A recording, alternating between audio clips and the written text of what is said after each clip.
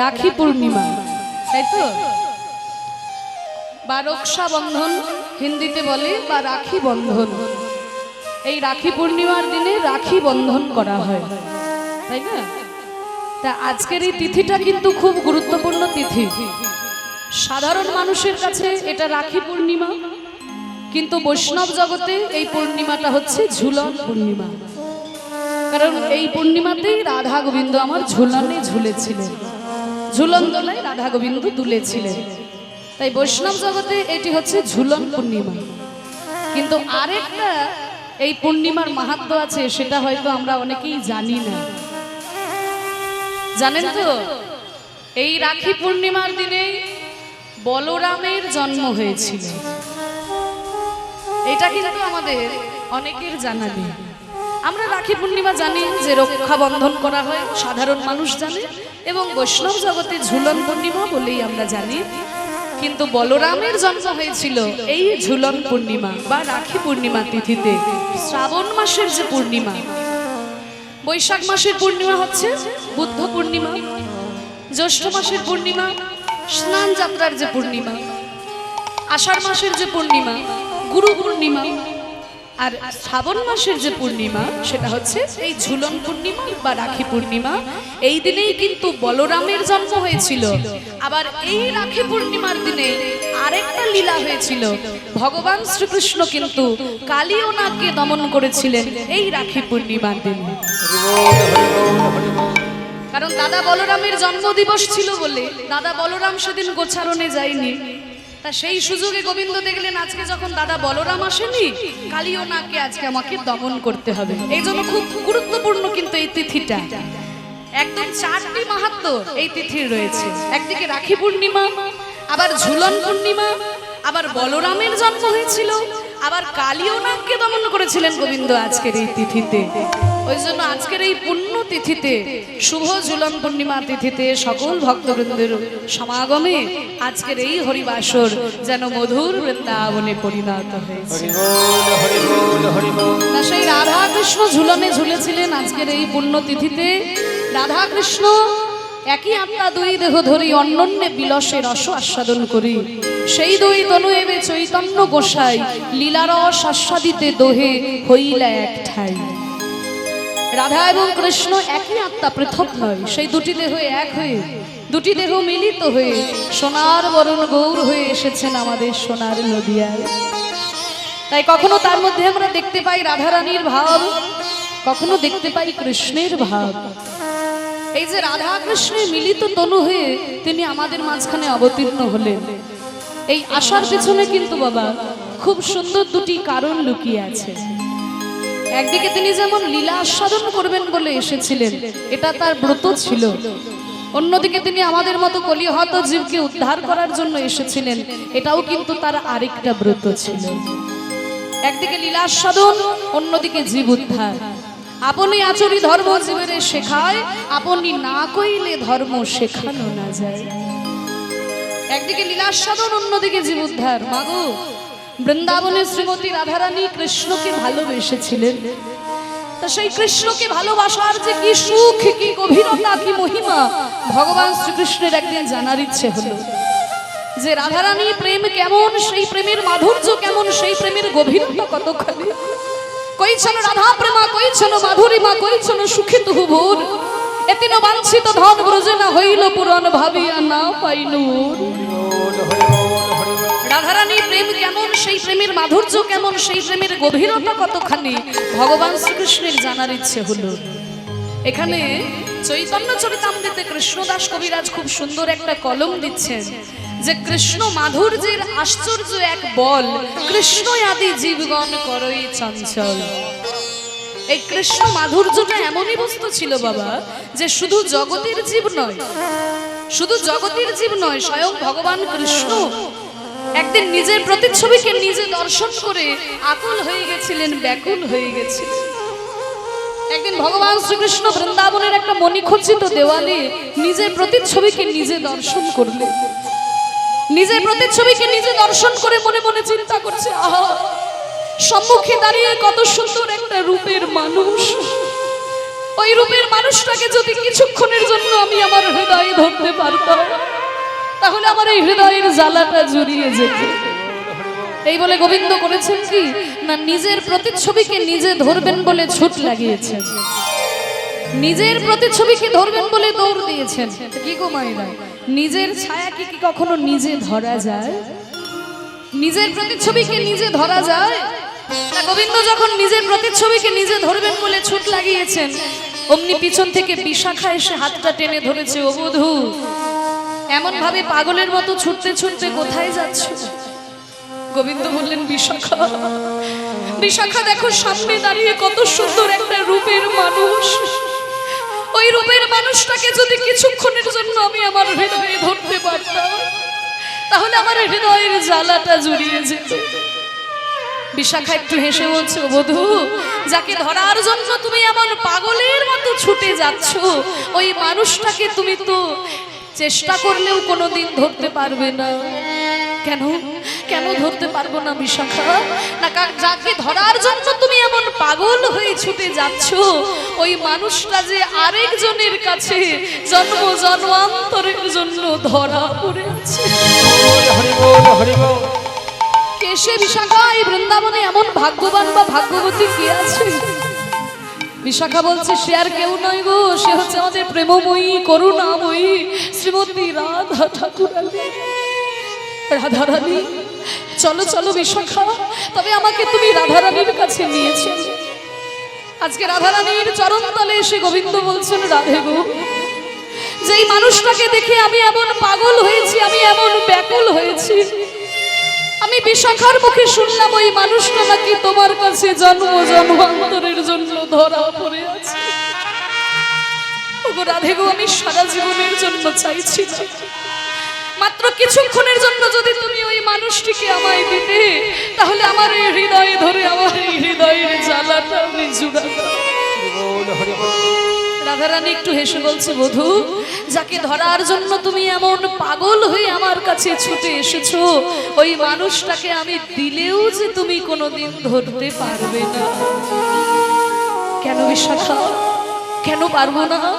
কারণ যাকে ধরার জন্য তুমি এমন ছুটে যাচ্ছ, সে হচ্ছে একটা পূর্ণ বিষয়, আর তুমি নিজেও হলে একটা পূর্ণ বিষয়। তাহলে তো বাবা, বিষয় হয়ে কখনো বিষয় ধরা যায় না। বিষয় ধরতে গেলে আগে যে তোমাকে আশ্রয় হতে হবে, আশ্রয় না হলে তুমি বিষয় ধরতে পারবে না। তখন গোবিন্দ বললেন, রাধে গো,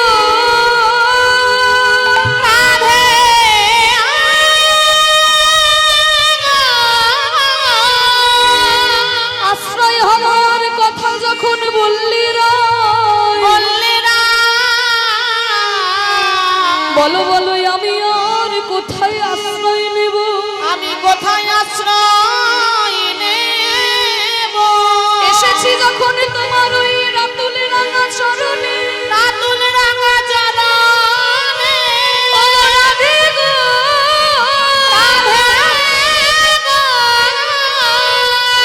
আজ হতে আমি তোমার যুগল চরণে আশ্রয় করলাম, আশ্রয় করলাম।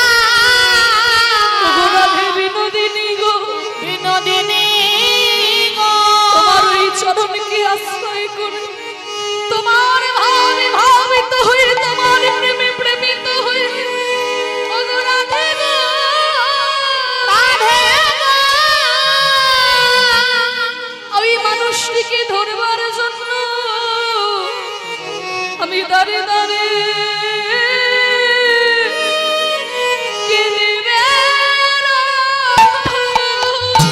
আমি দাঁড়ে দাঁড়ে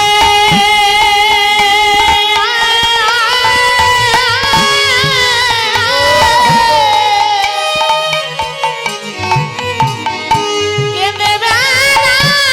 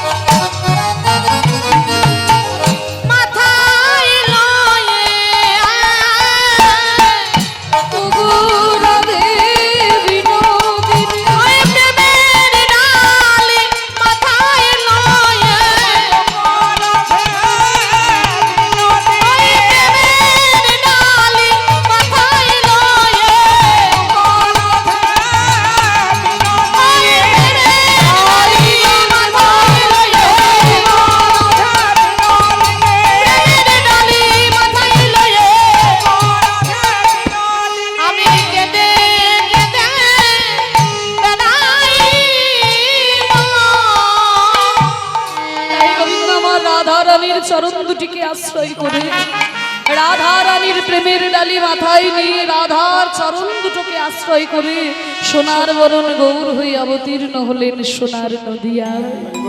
সেই রাধা ভাবকে নিজ অঙ্গে অঙ্গীকার করে রাধা প্রেমের ডালি মাথায় নিয়ে গৌর হয়ে তিনি আমাদের মাঝখানে অবতীর্ণ হলেন। একদিকে লীলা সাধন করলেন, অন্যদিকে তিনি আমাদের মতো কলিহত জীবকে উদ্ধার করার জন্য এলেন। আবার গোবিন্দ মনে মনে চিন্তা করলেন, আমাদের তো সবকিছুই আছে, কিন্তু যেই জিনিসটা নাই তার নাম হচ্ছে প্রেম বা ভক্তি। তাহলে আমি ভক্তিটা কেমন করে পাবো? তা ভগবানের যখন ইচ্ছে হলো ভক্ত হবার, সকল শাস্ত্রকে ডাকলেন, ওগো গীতা, ওগো উপনিষদ, ওগো রামায়ণ, মহাভারত, ভাগবত, তোমরা কি কেউ বলতে পারো আমি ভক্তিটা কেমন করে পাবো? সকল শাস্ত্র নীরব, কিন্তু শাস্ত্র চূড়ামণি শ্রীমদ ভাগবত হাত তুলে বলল, ঠাকুর আমি বলতে পারি তুমি ভক্তি কেমন করে পাবে। বলে বলো ভাগবত। বলে না, আগে তুমি আমাকে অভয় দাও, তারপরে বিধান দেব। বলে ঠিক আছে, তোমাকে অভয় দিলাম, এবার বিধান দাও। বলে গোবিন্দ, বিধান তো কখনো দুই প্রকারের হয় না, বিধান তো সবসময় এক রকমেরই হয়। তা ভক্তদের জন্য তুমি তো বিধান দিয়েই রেখেছো, ভক্তদের জন্য তুমি যে বিধানটা দিয়েছো, তোমার ক্ষেত্রে সেই বিধানটা কেন আলাদা হবে? ভক্তি যদি তোমাকে পেতেই হয়, ভক্তি যদি তোমাকে অর্জন করতেই হয়, তবে যে ভক্তের চরণ ধুলাই তোমাকে গড়াগড়ি দিতে হবে। ভক্তের চরণ ধুলাই গড়াগড়ি না দিলে পরে ভক্তি লাভ করা যায় না। তাহলে ভক্তিটা কোথায় পাওয়া যায়? ও মায়েরা, এই পৃথিবীতে কোটি কোটি বাজার আছে, কোটি কোটি দোকান আছে। কোন দোকানে গিয়ে যদি বলো, দোকানদার আমি তোমাকে 100 টাকা দিলাম, আমাকে 100 টাকার ভক্তি দাও তো, এই জগতের কোন দোকানদার কিন্তু দিতে পারবে না। কারণ এই ভক্তির একটা নির্দিষ্ট বাজার আছে, এই বাজারটার নাম হলো আজকের মতো এই সাধু গুরু বৈষ্ণবের বাজার।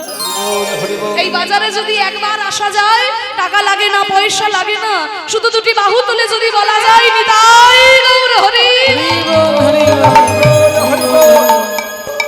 তাহলেই ভক্তি লাভ করা যায়। আর খুব সুন্দর একটা জিনিস যে দেখুন, ভক্তি ভগবানের মধ্যে রয়েছে, কিন্তু ভগবান ভক্তি আস্বাদন করতে পারে না।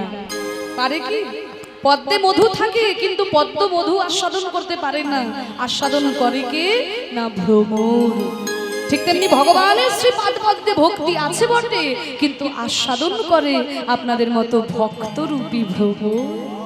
তাই সেই ভক্তের ভাবকে অঙ্গীকার করে মহাপ্রভু নেমে এলেন কলিযুগে। তা সেই মহাপ্রভুর রূপ আজকে দর্শন করেছেন নদিয়ার এক গৌর নাগরী। গৌর নাগরী, গৌর নাগরী কারা? তারা কিন্তু মানে মহাপ্রভুর বান্ধবী ছিল না, তারা মহাপ্রভুকে ভালোবাসতেন আর নিজেদের মধ্যে সেই মহাপ্রভুর রূপ গুণের কথা আলোচনা করতেন। সেই রকম এক নাগরী হচ্ছে গৌর নাগরী। তা এক নাগরী আর এক নাগরীকে বলছে, জানিস আমার মহাপ্রভু যখন ওই নেচে নেচে যাচ্ছিল, হরিনাম করতে করতে যাচ্ছিল সুরধনির তীরে, আমি মহাপ্রভুকে দেখতে পেলাম। তাই নাকি? বলে হ্যাঁ, তাকে দেখার পরে আমার কি অবস্থা হলো, আমি যেন বারবার তাকে দেখতে ইচ্ছা হয়, কিন্তু আমি তো কুলের কুলবধূ, আমি তো দেখতে পারি না। ওই তো আমি এখনো দেখতে পাচ্ছি। কি দেখছি জানিস?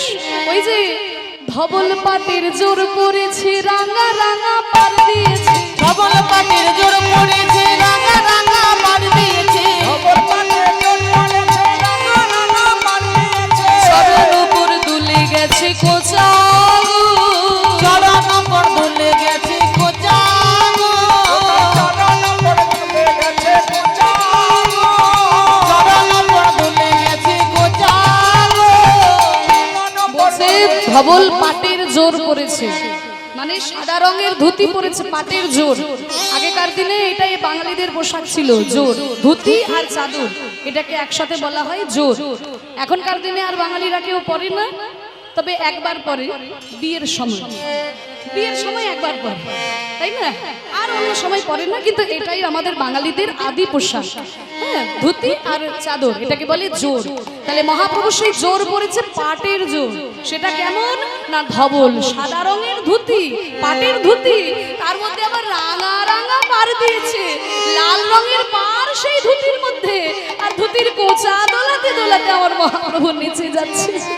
বাকমল সোনার নুপুর বেজে যেছে, মধুর মধুর বাকমল সোনার নুপুর বেজে যেছে, মধুর মধুর, বাকমল সোনার নুপুর বেজে গেছে, মধুর মধুর,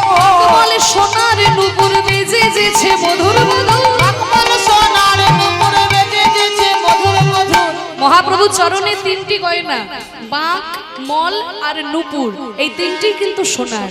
হ্যাঁ, আগেকার দিনে মেয়েরাও পরতো, ছেলেরাও পরতো। বাঁক কোনটার গোড়ালির উপরে আগেকার দিনে একটা গয়না পরতো, সেটাকে বলা হচ্ছে বাঁক। আর পায়ের পাতাটা যেখানে শেষ হচ্ছে সেখানে থাকে মল, আর পায়ের পাতা আর গোড়ালির মাঝখানে নুপুর। তিনটে গয়নাই কিন্তু সোনার। বাঁকমল সোনার নুপুর বেজে যেছে মধুর মধুর, বাকমল সোনার নুপুর বেজে যেছে মধুর মধুর, রূপ দেখিয়া ভুবন মুরছাবো, রূপ দেখিয়া ভুবন মুরছাবো। আবার কি দেখলাম জানিস? কি দেখলি রে? ওই যে দিঘলে দিঘলে চাচরে তু চুল তাই গুজেছি চাপা ফুল, দিঘল দিঘল চাচর চুল তাই তো দেখে চাপা ফুল, দিঘলে দিঘলে চাচর চুল, দিঘল দিঘল মানে একেবারে ঢেউ খালানো কোকড়ানো চুল মহাপ্রভুর। দিঘলে দিঘলে চাচর চুল তাই গুজেছি চাপা ফুল, দিঘল চাচর চুল তাই বুঝেছে চাপা ফুল। ও মা চাচর চুলে চাপা ফুল, চাচর চুলে চাপা ফুল, চাচর চুলে চাপা ফুল, চাচর চুলে চাপা ও ফুল, মজালে মজালে কুল চাচর চুলে চাপা ফুল। মজালে মজালে ফুল, চাচর চুলে চাপা ফুল। বাকমল সোনার নুপুর, তারপরে দিঘল দিঘল চাচর চুল তাই গুজেছে চাপা ফুল। আবার কুদমালতির মালা বেড়া ঝোটাগো, কুদমালতির মালা বেড়া ঝুটাগো, কুদমালতির মালা বেড়া ঝোটাগো। কুদমালতির মালা বেড়া ঝুটাগো। আবার কি জানো? চন্দন মাখা গোরা রায় বাহু দুলাই নিচে যায়, চন্দন মাখা গোরা রায় বাহু দুলিয়া নেচে যায়, চন্দন মাখা গোরা রায় বাহু দুলিয়া নেচে যায়। আমার নয়ন বয়ন যেন কুঁদে কুঁদা, নয়ন বয়ন যেন কুঁদে কুঁদানো। হাত দুটো নাড়াতে নাড়াতে যখন যাচ্ছে, সারা গায়ে চন্দন তো, বিন্দু বিন্দু চন্দন ঘামের মধ্যে দিয়ে চরণ তলে পড়ছে মহাপ্রভু। হাত দুটো কেমন করে নাড়াচ্ছে জানিস? কেমন করে? বাহুর হিলন নয় যেন করির শুঙ্গ কিসে লিখি, বাহুর হিলন দুলন দেখি করির শুঙ্গ কিসে লিখি। ও মা যেন হাতের সুর দুলছে, হাতের সুর দুলছে, বাহুর হিলন নয় যেন হাতের সুর দুলছে, ওই বাহুর হিলন দুলন দেখি করির শুঙ্গ কিসে লিখি। ও মা তার রূপ দেখিয়া ভুবন মুরছাবো,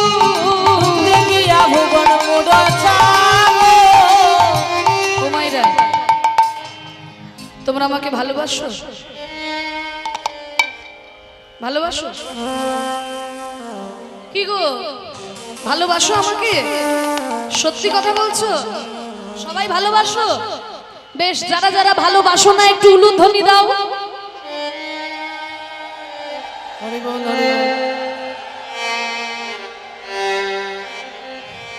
বাবারে, এত এত মানুষ আমাকে ভালোবাসো না? ভালোবাসো? তাহলে উলুধ্বনি কেন দিলে? আমি বললাম যারা যারা ভালোবাসো না উলুধ্বনি দাও। আচ্ছা, বুঝতে পারোনি? ঠিক আছে, এবার যারা যারা আমাকে ভালোবাসো তারা জোর করে উলুধ্বনি দাও।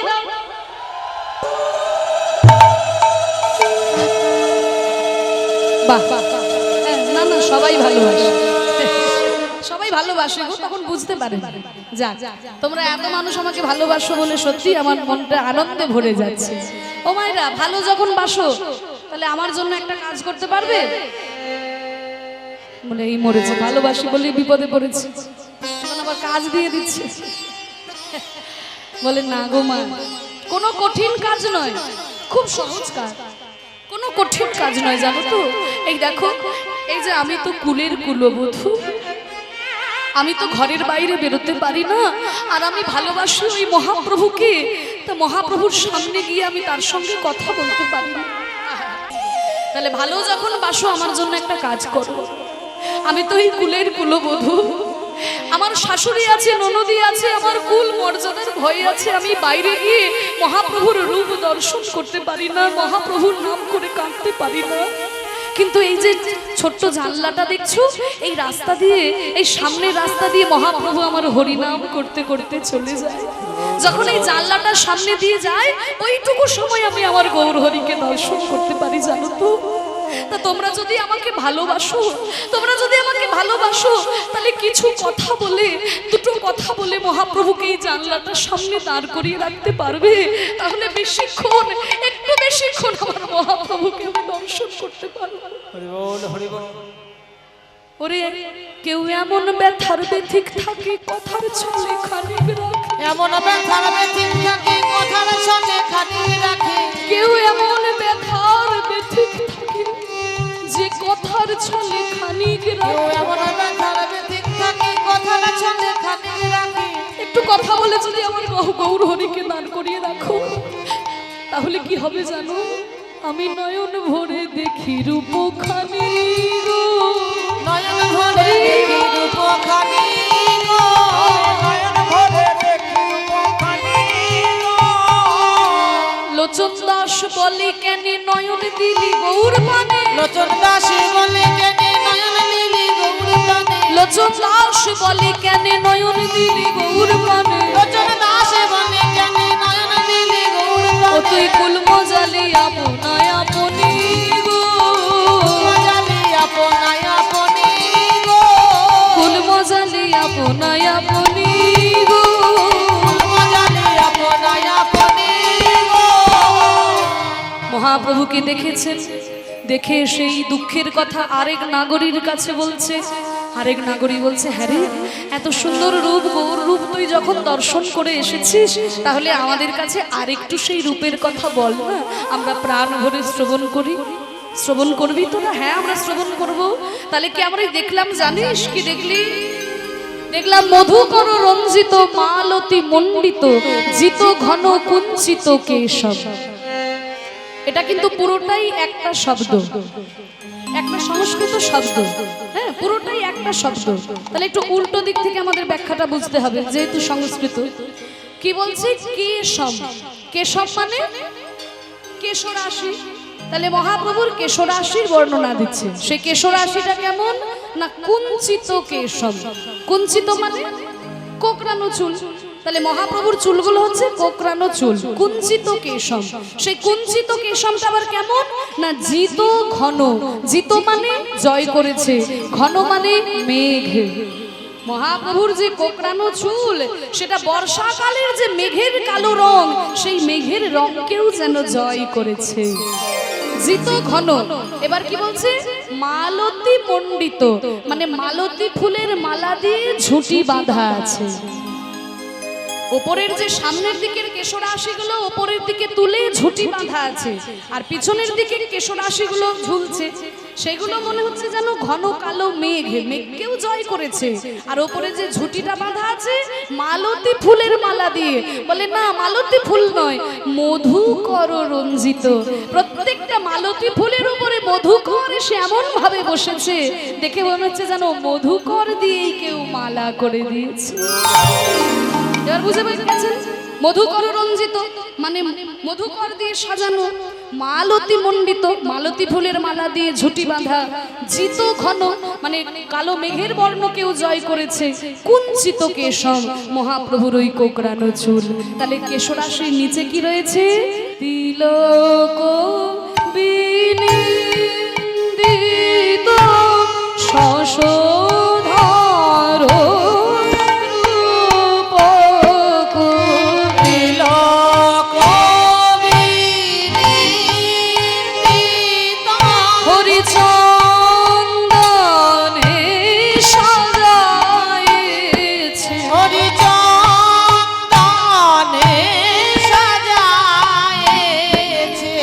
হরি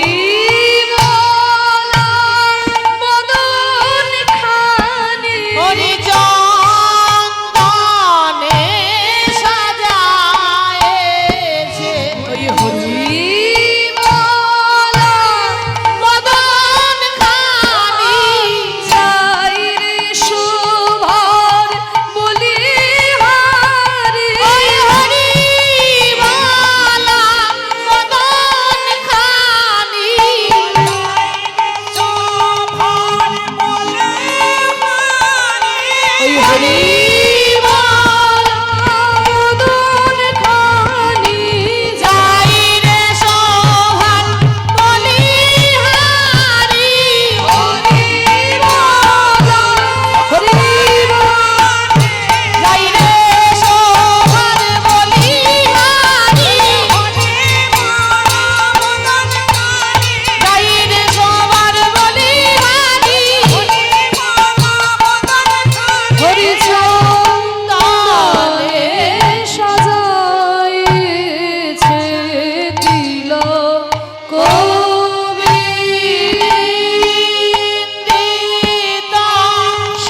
শশধর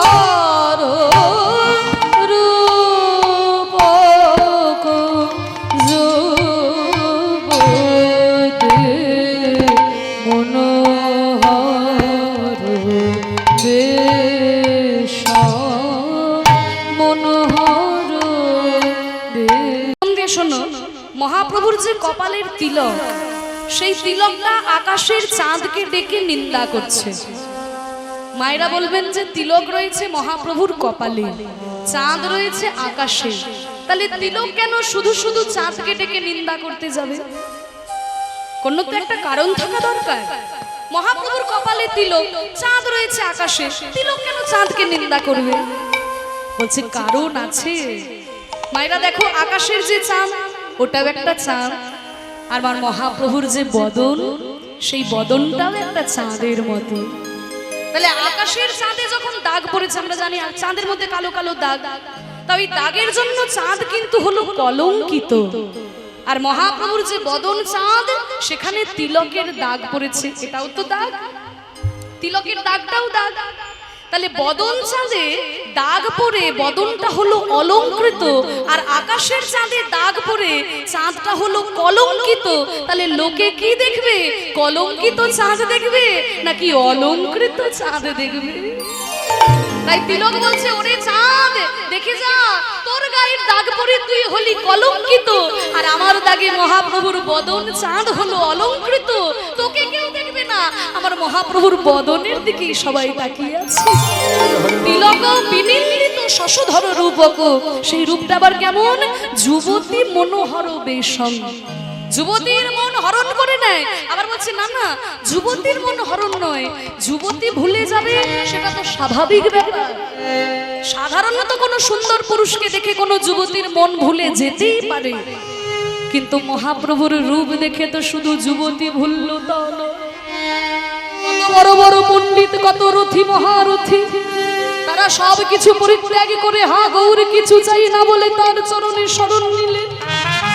রূপ সনাতন মহাপ্রভুর কৃপা পাওয়ার জন্য রাজ ঐশ্বর্যকে পরিত্যাগ করে দিয়ে বৃন্দাবনে ছুটে গিয়ে এক এক বৃক্ষতলে এক এক রাত্রি বাস, ব্রজবাসীর দুয়ারে করে মাধুপুরী গ্রাস।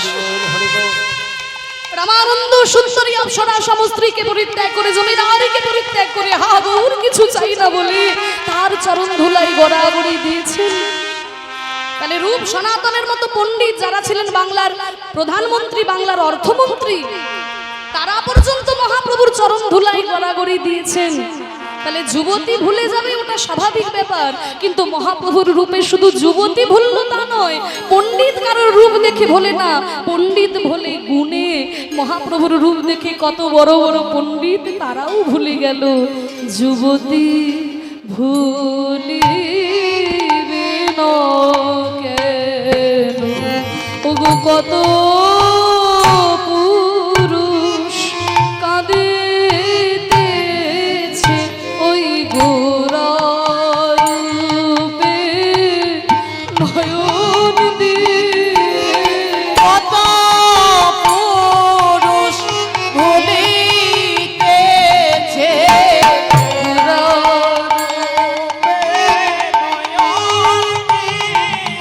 ওই কত পুরুষ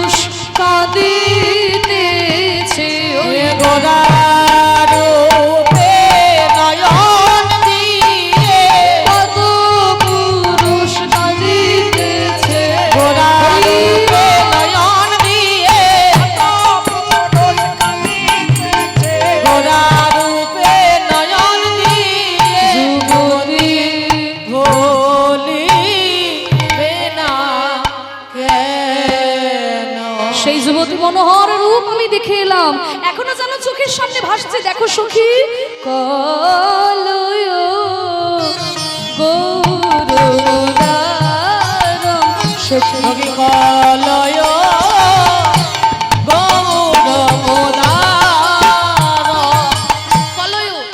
কলয় মানে হচ্ছে দেখো, কাকে দেখবে?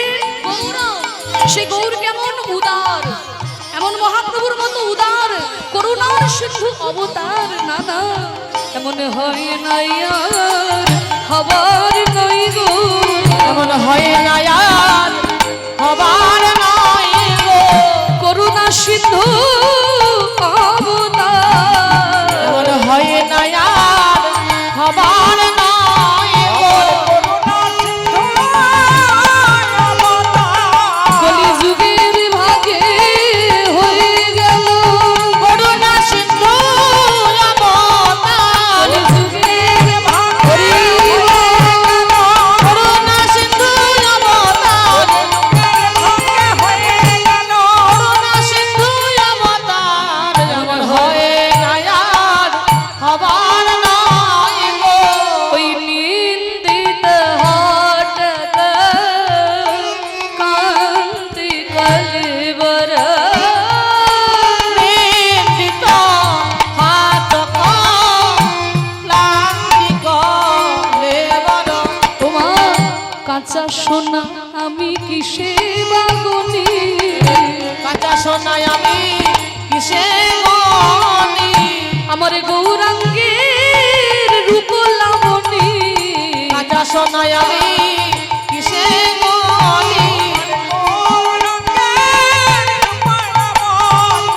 এ যে লাখো বানু কাঞ্চন ওই গোরাঙ্গের পোলাবনি, লাখো বানু কাঞ্চন যিনি, ওই গোরাঙ্গের পোলাবনি,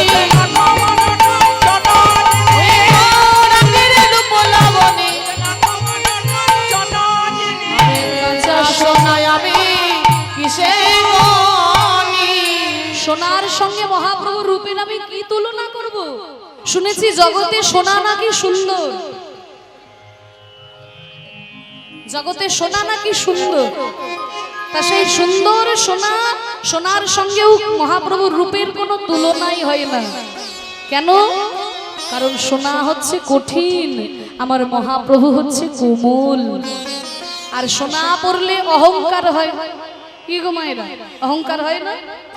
সোনার অহংকার, সোনা পড়লে অহংকার হয়। কিন্তু মহাপ্রভুর কে যদি কেউ হৃদয়ে ধারণ করতে পারে, তার অহংকার যদি থেকেও থাকে সেটাও দূরে চলে যায়। সোনার অহংকার এমন মাগো, কি গো, কোনো বিয়ে বাড়িতে যদি আপনি সোনার গয়না পরে যান, কোনো মা যদি সোনার গয়না পরে যান, দেখবে একবারে অহংকারে মাটিতে পা পড়বে, তাই না? কেউ যদি ইমিটেশনের গয়না পরে যায়, তার অত অহংকার হবে না। কিন্তু সোনার গয়না যদি পরে, তার একেবারে অহংকারে মাটিতে পা পড়বে। সোনার এমন অহংকার জানো তো মা, অহংকারে জামাইও শাশুড়িকে ছাড়ে না, শাশুড়িও জামাইকে ছাড়ে না। জামাইও শাশুড়িকে ছাড়ে না, শাশুড়িও জামাইকে ছাড়ে না। একটা ছোট্ট উদাহরণ দিয়ে বলি, ও মায়ের একটু মন দিয়ে শোনো। ঘুমাও, ওই দেখো ঠাকুমা ঘুমাচ্ছে, দেখো। ও ঠাকুমা ওঠো। সেই আর কি, সারাদিন রাত্রি বসে কীর্তন শ্রবণ করছে। আর শোনো, ঘুমাও না, একটা গল্প বলি শোনো। একজন জামাই বুঝলে প্রথমবারের জন্য শ্বশুর বাড়ি গেছে। শ্বশুর বাড়ি গেছে, এবার শাশুড়ি মা তো খুব আদর যত্ন করছে। জামাই প্রথমবার এসেছে বলে কথা, নানান রকম দ্রব্য ব্যঞ্জন রন্ধন করে জামাইয়ের সামনে শাশুড়ি নামিয়ে দিয়েছে। আর জামাই খেতে বসেছে, পাশে বসেছে শাশুড়ি মা, বসে বসে হাওয়া করে দিচ্ছে যে জামাই বাবা তুমি যেন লজ্জা করো না, আমি তোমার মায়ের মতো, তোমার যা প্রয়োজন হবে তুমি আমার কাছে চেয়ে নেবে। এবার জামাই তো খেতে শুরু করেছে, মনে মনে চিন্তা করছে শাশুড়ি তো বেশ ভালোই আয়োজন করেছে, এক হাত থেকে গোল করে কাঁসার থালা বাটিতে সব সাজিয়ে দিয়েছে। আমি কোন বাড়ির ছেলে সেটা তো একটু শাশুড়িকে জানাতে হবে। তা দেখুন জামাইয়ের 10টা আঙুলে 10টা সোনার আংটি, জমিদারের ছেলে 10টা আঙুলে 10টা সোনার আংটি। তা সেই আংটিটা দেখাতে হবে শাশুড়িকে। এবারে শাশুড়ি যখন বলে বাবা তাহলে আর দুটো ভাত দিই, তখন 10টা আঙুলের 10টা সোনার আংটি দেখি জামাই বলে না মা, আর না আর না। হাতের 10টা আঙুলের 10টা আংটি দেখিয়ে বলছে আর না আর না। শাশুড়ি মনে মনে চিন্তা করছে জামাই প্রথমবার এসেছে বলে হয়তো লজ্জা পাচ্ছে আমার সামনে, ঠিক আছে একটু আদর করলে হয়তো ভালো করে খাবে। মানে বাবা তুমি জানো একটু লজ্জা করো না, আমি তো তোমার মায়ের মতো, আর একটু দিই। এবার যখন হাতের 5টা আঙুল 10টা আঙুলের 10টা আংটি দেখানো হলো, কিন্তু ছোটবেলায় গাছ থেকে পড়ে একটা দাঁত ভেঙে গেছিল। জমিদারের ছেলে তো, বাবা দাঁতটাকে সোনা দিয়ে বাঁধিয়ে দিয়েছে। তা মনে মনে চিন্তা করলে হাতের আংটিগুলো তো দেখানো হলো, কিন্তু এই সোনার দাঁতটা তো শাশুড়িকে দেখানো হয়, এই সোনার দাঁতটা তো শাশুড়ি দেখেনি। তখন শাশুড়ি বলছে বাবা তাহলে আর একটু শুক্তো দি। তখন জামাই বাবা সোনার দাঁত দেখিয়ে বলছে না আর না আর না আর না আর না। শাশুড়ি এবার বুঝতে পেরে গেছে কি জামাই বাবা তুমি তো আমাকে দেখি লজ্জা পাচ্ছ না, তুমি আমাকে সোনার দাঁত দেখাচ্ছ। তুমি কি ভেবেছো তুমি জমিদারের ছেলে, আমি কি জানতে পারি বউ নাকি? শাশুড়ি মনে মনে চিন্তা করছে দেখিয়ে দেবো আমিও কোন বাড়ির বউ, আমিও জামাইকে ভালো করে বুঝিয়ে দেবো। রাত্রেবেলাতে যখন সন্ধ্যাবেলায় ঘরে গিয়ে আলমারিটা খুলেছে, গয়নার বাক্স বার করেছে, যত গয়না ছিল এক ধার থেকে সব পড়েছে। মানে মাথার টিকলি থেকে শুরু করে নাকের নখ, বড় বড় কানের মালা, চুড়ি, বাজু, তারপরে সব পড়েছে, কোমর বন্ধনী সব, নুপুর সব রকম পরে নিয়েছে। এবার পরে রাত্রেবেলায় জামাইকে খেতে দিতে এসেছে। খেতে দিতে এসে মনে মনে চিন্তা করে মাথার সামনে এত বড় ঘোমটা থাকলে তো জামাই বাবা আমার গয়নাকাটিগুলো দেখতে পারবেন না। এবার জামাই তো দেখে অবাক, শাশুড়ি এত সাজগোজ কেন করেছে। এবার জামাই বাবাকে তখন শাশুড়ি মা মনে মনে চিন্তা করছে এত বড় ঘোমটা থাকলে আমার নাকের নথটা দেখতে পারবে না। তখন ঘোমটাটা সরিয়ে শাশুড়ি জামাইকে বলছে বাবা আর দুটো দিন, আর দুটো ভাত। এবার নাকের নথটা দেখানো হয়ে গেছে, হাতের কঙ্কন গুলো দেখিয়ে বলছে বাবা তাহলে আর একটু ডাল দেবে, ডাল। সেটাও দেখানো হয়ে গেছে। এবার সব দেখানো হয়ে গেছে, হাতের বাজুও দেখানো হয়ে গেছে, সব দেখে নিয়েছে জামাই। কিন্তু আমার এই কোমরে 10 ভরি ওজনের একটা কোমর বন্ধনী আমার শাশুড়ি আমাকে দিয়েছিল, এইটা তো জামাইকে দেখানো হয়নি। তখন ওই কোমর বন্ধনীটা দেখিয়ে শাশুড়ি জামাইকে বলছে বাবা তাহলে আর দুটো দিন, আর দুটো দিন। সোনার অহংকার, বুঝলে তো মা, শাশুড়িও জামাইকে ছাড়ে না আর জামাইও শাশুড়িকে ছাড়ে না। তাহলে সোনা পড়লে অহংকার হয়, কিন্তু আমার গৌর সোনাকে যদি কেউ একবার হৃদয়ে ধারণ করতে পারে অহংকার তো হয় না। যদি অহংকার থেকেও থাকে সেটা দূরীভূত হয়ে যায়নি। তাই গৌর হরিব সোনার সঙ্গে মহাপ্রভু রূপের তুলনা হয় না। গর্বিত মারক মারব কামদেব দেখে মনে মনে চিন্তা করলো আমার কি রূপ, আমার মহাপ্রভুর রূপের কাছে আমার রূপের কোনো তুলনা হয় না। তখন করলো কি কামদেব চরণ তলে লুটিয়ে পড়লো, মহাপ্রভুর চরণের 10টা নখ রূপে শরণ হইল।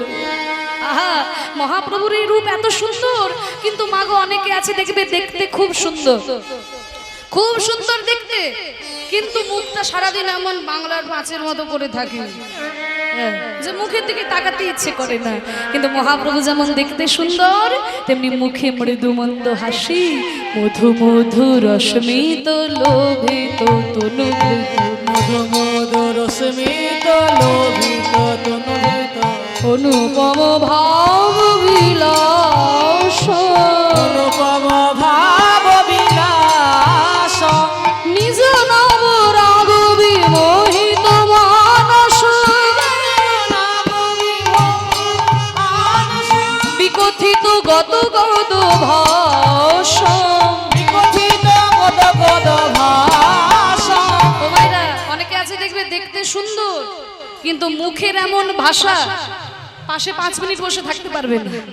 কিন্তু আমার মহাপ্রভু যেমন দেখতে সুন্দর, মুখে হাসি, তেমনি কত সুন্দর গদ গদ ভাষা বলে, গদ গদ ভাষা বলে, গদ গদ ভাষা বলে, গদ গদ ভাষা বলে, পুরবের ভাবে বিভোর হয়ে গদ গদ ভাষা বলে, পুরবের ভাবে বিভোর হয়ে আমার ভাব নিধি গৌর হরি, পুরবের ভাবে বিভোর হয়ে ভাবে নিধি গৌর হরি, পুরবের ভাবে বিভোর হয়ে ভাবে নিধি গৌর হরি, পুরবের ভাবে বিভোর হয়ে গদ গদ ভাষা বলে।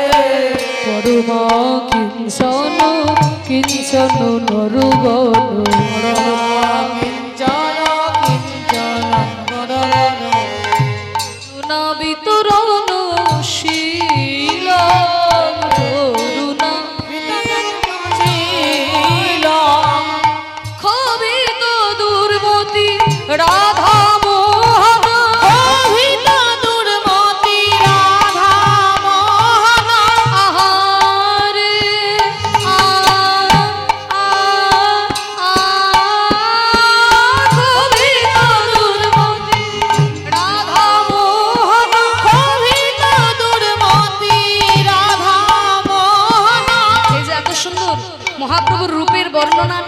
লিখছেন পুরো সংস্কৃত ভাষায়।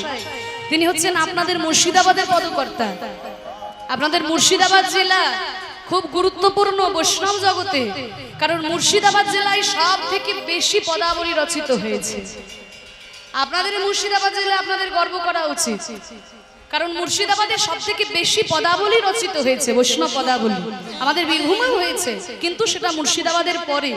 বীরভূমে রয়েছে সব থেকে প্রাচীন পদাবলী, প্রাচীন পদাবলী বীরভূমে রয়েছে, কিন্তু সংখ্যায় যদি বেশি বলেন এই রাধামোহন ঠাকুর, তিনিও যে মুর্শিদাবাদের পদকর্তা, এবং এর সঙ্গে আরো অনেক পদকর্তা রয়েছেন, তাদের পদগুলো আপনাদের মুর্শিদাবাদের সব থেকে বেশি সংখ্যায় রয়েছে। এই যে রাধামোহন ঠাকুর, তিনিও আপনাদের মুর্শিদাবাদেরই পদকর্তা ছিলেন।